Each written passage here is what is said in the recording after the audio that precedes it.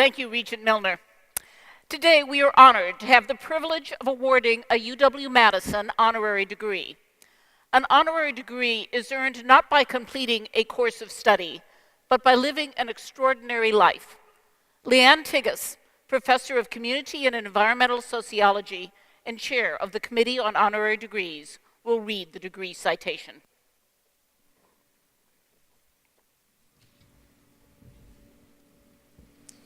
Chancellor Blank, on recommendation of the faculty of the University of Wisconsin-Madison and by vote of the Board of Regents, I present Captain James A. Lovell for an honorary degree. I call upon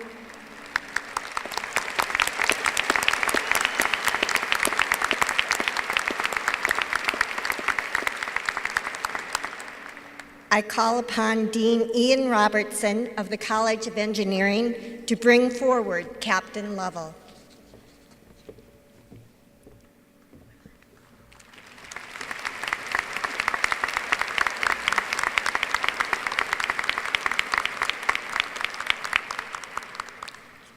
Captain Lovell attended the University of Wisconsin-Madison for 2 years, participating in the university's Naval Reserve Officers Training Corps before he was accepted to the United States Naval Academy. One of only 24 people to go to the moon and back, he was on 2 Gemini and 2 Apollo missions between 1965 and 1970. He wrote of his experiences in Lost Moon, The Perilous Voyage of Apollo 13, the basis of the Academy Award-winning movie Apollo 13, in which he was portrayed by Tom Hanks. Lovell's leadership and ingenuity brought the spaceship safely back to Earth after a potentially fatal explosion. In his retirement, Lovell has continued to inspire by embarking on a career of public service and outreach.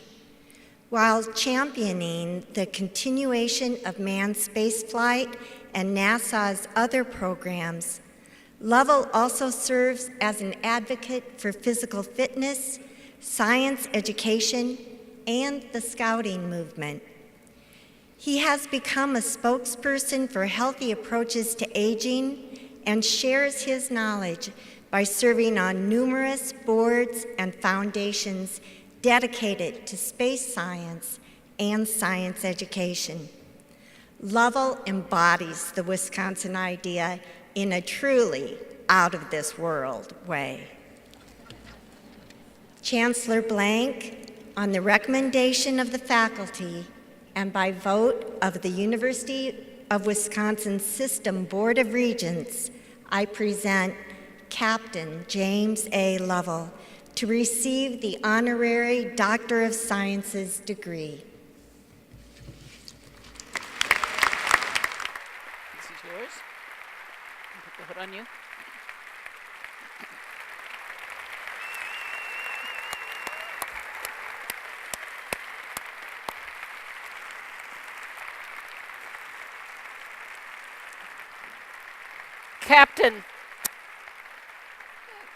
Captain James A. Lovell, in recognition of your accomplishments both in space exploration and in sharing your passion by being a constant advocate for science education, the University of Wisconsin at Madison confers on you the honorary degree of sciences.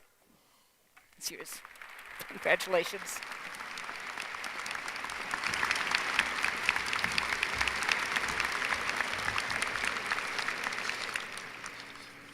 Thank you, Chancellor Blank.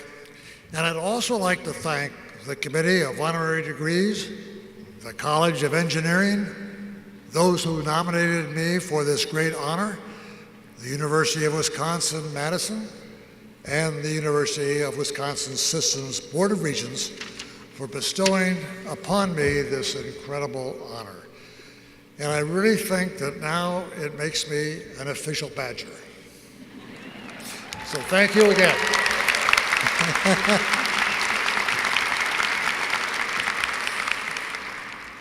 Distinguished graduates, of the University of Wisconsin, honored guests, ladies and gentlemen, I'm extremely grateful to have this privilege to be here on such an important occasion in your lives. It was here when I started my Navy and space career. The time was 1946. World War II was just over. College was only possible when I managed to obtain a 2-year Navy ROTC scholarship. And I mixed it in with all those returning GIs. It was an experience I'll never forget. Graduation day is always a happy time, filled with mixed emotions. But first, I think we should give thanks to all those who have helped you along the way. Your parents, and in some cases, your grandparents, for their love and financial support. Your teachers, for their dedication and encouragement. And to your fellow classmates, for their friendship and compassion. It's also a time to reflect on what you have learned and to feel a sense of accomplishment. It's a time to say goodbye for now to those friends you have made and vow to keep in touch and see that your paths cross again. A time to briefly rejoin your families, even to sleep late for a day or two, while you think about the future and putting your newly acquired knowledge to work. I'm sure that you have found, as I have observed, that the end of one experience is just the beginning of another, because education is much like success. It is, in reality, a journey, not just a destination. That journey will take you into a world that is in a very exciting and challenging period of evolution. In a political, social, and economic sense, there has been a great upheaval in the world these past 4 decades. For example, the technical revolution boggles the mind. We are in the era of the domain of ones and zeros, the digital world, an age of instant communication, and a universe of knowledge at our fingertips with just a click on the keyboard. At the same time, we've seen a sudden demise of a world power, the sprinkling of democracy in Eastern Europe, and even a brief Arab Spring, easing our tensions, only to be followed by a wave of religious fanaticism. A wave with no boundaries, like a virus with no cure. To top it off, the lack of government oversight a few years ago allowed the over-ledgering of our financial institutions and threw us into a recessionary period that took years to recover. So the future you inherit will require all the initiative, perseverance, and motivation you can muster to find a secure position in the workforce. It is also a period that cries out for effective leadership because the world is still full of opportunities for those who are looking to succeed. Your first step is to put to work the education that you have acquired. In too many cases, an educational institution has become like the lamppost on which the drunk leans for support, having no interest in its light. So it is that many people consider their college academic achievements just another pin in the calendar of life. But the education you have received here is not enough. To tackle the future you face, you must mix in what I call a little foresight, a quality that has been lacking in this country Now, what do I mean by foresight? I can best explain it by quoting a most unlikely source, a friend of my son's when he was young, Dr. Seuss. Now, although he wrote for children, this paragraph has meaning for all, and it goes something like this. Said Conrad Cornelius O'Donnell Odell, my very young friend who was learning to spell, A is for ape, and B is for bear, and C is for camel, and H is for hare, through to Z. Z is for zebra. I know them all well, saith Conrad Cornelius O'Donnell Odell. From the beginning to end, from the start to the close, because Z is as far as the alphabet goes. Then he almost fell flat on his face on the floor when I picked up the chalk and drew one letter more. In the places I go, there are things that I see that I never could spell if I stopped with the Z. Most of the world has resisted looking beyond Z to the bitter end. Every major advancement of civilization has met with extreme resistance. I think society's outlook on change is aptly described by Arthur Clarke, a distinguished British physicist and science fiction author. He said there are three phases to a good idea. Phase one, that's stupid, impossible, don't waste your time. Phase two, it's possible, but it's not worth doing. Phase three, I always said it was a good idea.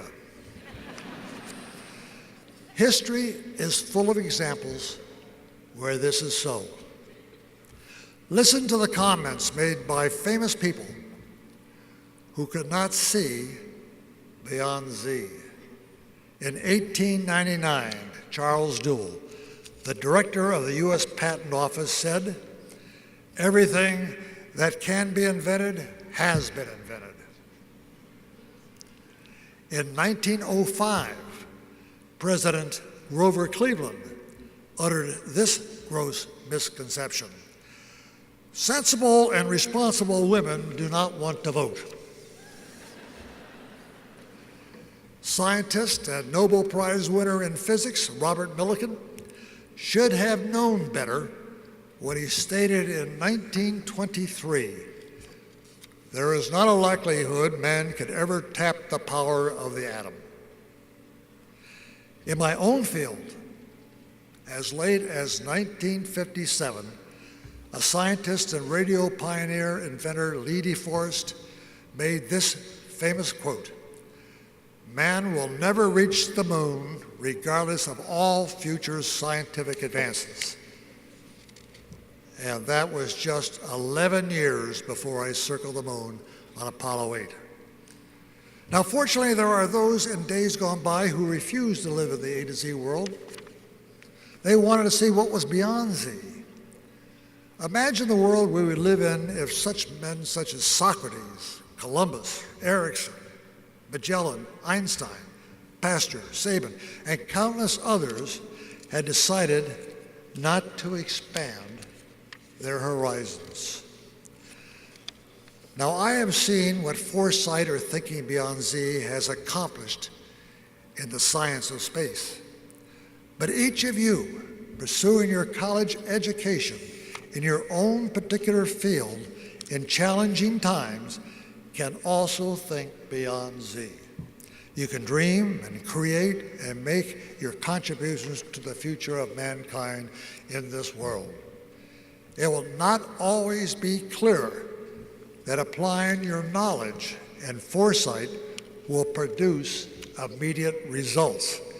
There is a short-sighted tendency in all of us to cancel our long-range goals if we cannot see immediate returns. But we must commit ourselves to long-range goals if we are to succeed. You'll be amazed at what you can do. My mother could hardly believe that I circled the moon in 1968.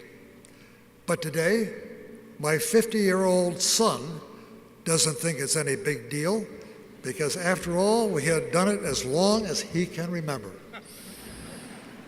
Your generation will stand on a higher hill because of the mountains that we have climbed, and the whole world benefits from your ready acceptance of it.